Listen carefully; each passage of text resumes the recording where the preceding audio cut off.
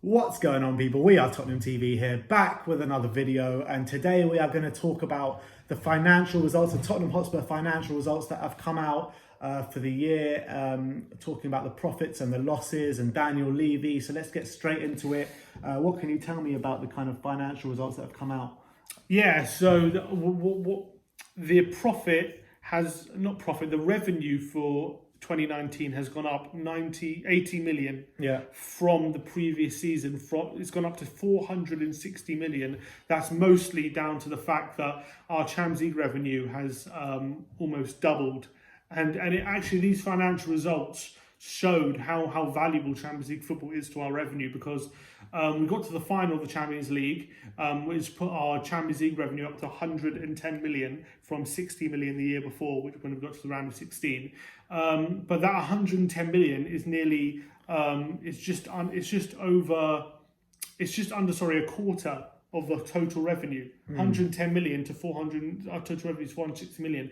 That is just a massive chunk of the overall revenue. If we were to lose a significant portion of that could hurt us very hard. Well, yeah, Daniel Levy said it himself. He said if Spurs fail to qualify for the Champions League this year, it will majorly impact our transfer window. Which is a massive worry. And considering all the fans that say, "Oh, I'd rather a trophy than top four," but that, you get what you say. You've got to be careful what you wish for, because top four is what is kind of keeping us being able to kind of. I know we're not spending that much money, but we're still, we bought Ndombele, we bought Lo Celso, we bought Bergwijn. That was the best part of 150 million. So we wouldn't be able to do that this summer, I guess, if we don't get Champions League football. Yeah, and it's really tough to think about. This club could never have envisaged not being in the Champions League next season. I don't think it was even part of their plans, even as a fullback thing. I think Daniel Levy has been banking on Tottenham making the Champions League. It remains to be seen. We might be saved by the corona. Yeah, we don't really know what's going on at the moment. Yeah. We don't know what. We don't even know if football's going to come back at all. I'm sure it'll come back at some point, but we have no idea in what state it's going to come back, in what period. How it's going to impact the season, and what people and where clubs are at, what competitions people are playing in. Apparently there's talk of they're going to just scrap domestic cups from now to the end of the season and just focus on the Champions League. Apparently, though, there's talk if the Champions League, if that tournament happens in the summer, for the Champions League.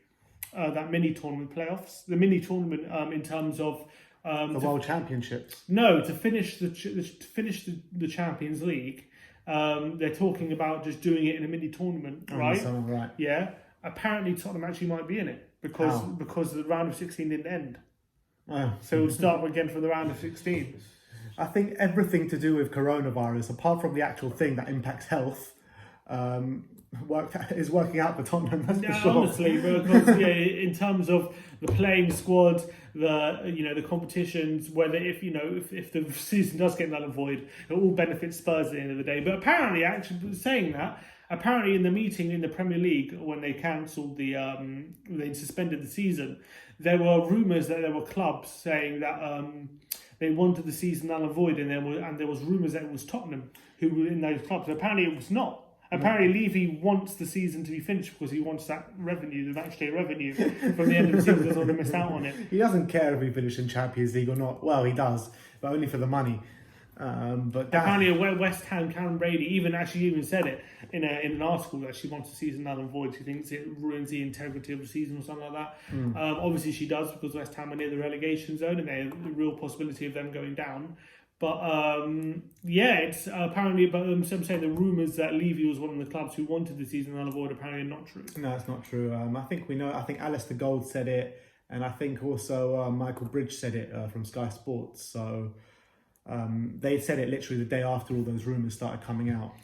But in terms of Daniel Levy and ENIC... But let's just say the financial results at 460 million, that puts us maybe in the top four in the league in terms of revenue. I think that might even eclipse Arsenal now. Yeah, but it might put us in the revenue in the top of the league. But then if we don't make Champions League next season, we won't be near the top. Yeah, we'll take a big hit. Yeah. That's the truth. But I'm saying for 2019, I'm saying that we always talk about how we're going to bridge the gap between the top clubs in terms of revenue, and we do seem to be doing that. We are bridging that gap. Off the field, we are bridging that gap, yes, but we seem to be going backwards on the pitch. That's the big problem. And if we keep going backwards on the pitch and not make Champions League regularly, I can't see where the gap is going to be bridged completely, because it's not just a bridge from the financial side. You need to put it together with the footballing side as well. Yeah, but I know things aren't going great at the moment for Spurs, but I don't think an overall picture in terms of our playing squad and where the club is at the moment, we're not in an awful situation, I don't think. I mean, if we don't get Champions League and we don't have that money to spend in the summer, we need major investment in our defence. Our defence is leaking goals majorly. Potentially need an upgrade in the goalkeeper. We need a whole defensive back line. Let's put the goalkeeper aside for a second, because I'm actually happy with Lloris, but except for the high profile mistakes in big games. But the defence, you need 4 new defenders minimum. That's minimum. You need 2 fullbacks, 2 centre backs potentially, defensive mid. That's a lot of money. You need top class players as well, not just potential. Yeah, we won't be doing that. Exactly. So I don't know how we do bridge this gap. Yeah, we might do on the financial side, but that argument goes away when we don't make Champions League. Yeah, but when you're comparing us to other teams, I know at the moment we're lagging behind, but I know we're behind. I know between us and Liverpool and City, I think we're and United. No, what do you mean? Were we not behind United as well in terms of revenue? Oh, you're talking about revenue? Yeah. No, behind. Yeah, I think in terms of revenue, we are behind. We're behind. We're probably 4th now. Yeah. I think we're probably above Chelsea now. So I'm talking about in terms of playing stuff.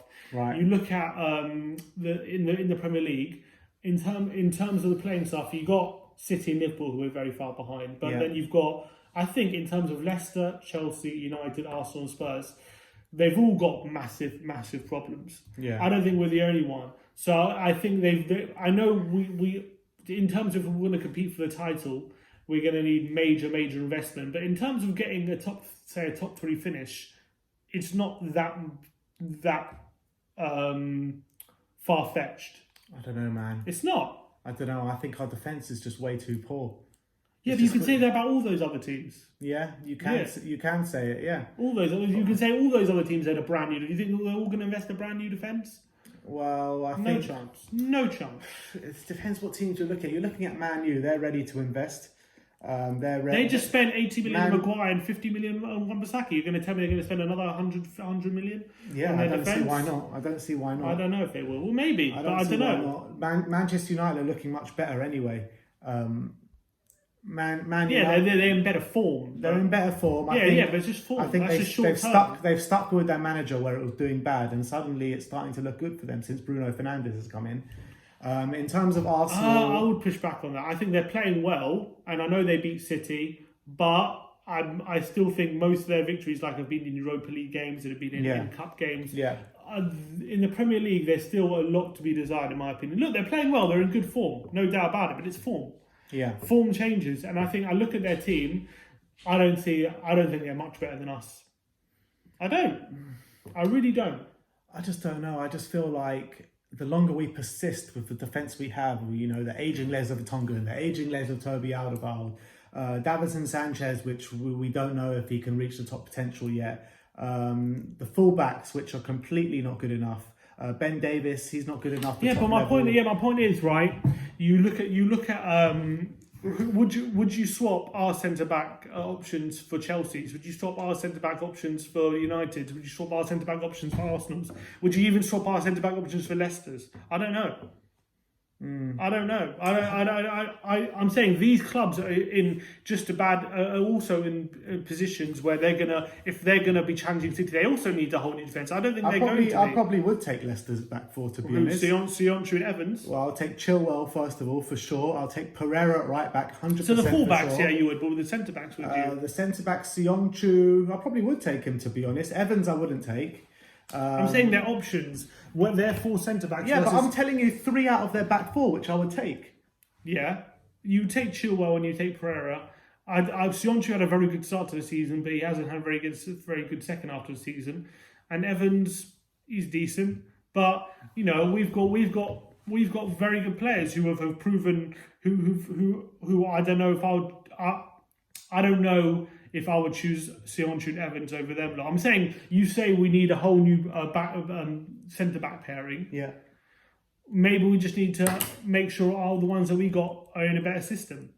Yeah, maybe, but you know what we keep. Jose Mourinho has tried to play a few different systems to help it, but the defense have been terrible since he's come. Yeah, but it hasn't been improved. I know, but I think, in my opinion, it's more to do with a midfield than it is to do with the defence. Yeah, maybe it is. We need that defensive middle. We need That's Ndombele, what we need. And we need Ndombele to run a bit more as well. To run. To run in general, yeah. Run in general, yeah. No, maybe you're right. Maybe it is just the central defensive midfielder. But that as well, we've been calling out for many years. But I think if we invest heavily in a centre, say we invest most of our budget or a lot of our budget in a defensive centre mid who would cover a lot of ground and would shield the back four, I think you would see the back four becoming a lot less exposed, in my opinion.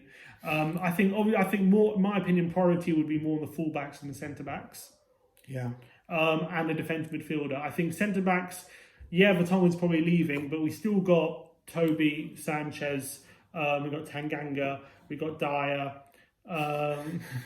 Just scrapping out the bottom of the barrel here. So that's who we got at the moment. I think. Look, I would like another one. But I don't think. So you're talking about Alderweireld and Sanchez being our senior centre backs in the squad next season, yeah? Yeah. Sanchez remains to be seen. He's had a couple of good games recently, but consistently you can't trust him. You can't. It's proven. And in Toby Alderweireld, he's just getting older and getting worse. Yeah. So it's, I don't know, man. I don't trust our centre backs whatsoever. Well, he's only 30. He's not that old. I'm not going on his age, but he is getting older and he is getting worse. It's there. I don't know if he's getting worse. I think he's being put in a system where he's more exposed. You would never have seen the Toby Alderweireld of old get done by Danny Ings like that, like he did at St Mary's. But he would never be as exposed as he was. Yeah, in that that's game. Also true. That's my point. I think Toby Alderweireld needs a system where he's not asked to cover that much ground. He needs a system where he relies on his positional sense and then putting out fires all the time. And I think the system with Pochettino worked perfectly. Is whether have to wait and see whether the one with Mourinho also suits him or not. But I don't know. I just feel like there's a lot of doom and gloom around where the squad is, and I know we've had a very bad season. I'm not blind to it. I know we need improvement in the squad. I'm not blind to that as well. I'm just saying, if we're aiming next season for like a top 3 finish, I don't think we're that far away from it. I really don't. Yeah, but you also got to look at what the other teams, how they're going to improve as well. So yeah, but I'm saying we have to improve. But I'm saying we're not that far away, in my opinion. We're not. I don't think we need a massive overhaul of our defence of 200 million. I don't think we do. We just need a defensive midfielder and we do need a couple of fullbacks. But yeah, that is a massive overhaul. How much are you going to spend on 2 fullbacks and a defensive mid? Never mind the centre back. Yeah, I don't know. And even if what you're saying, all we need is 2 fullbacks and a CDM, we definitely need at least 1 centre back, 100%. If Vertonghen's going to leave. We do. It's simple. We do. Of course, we do.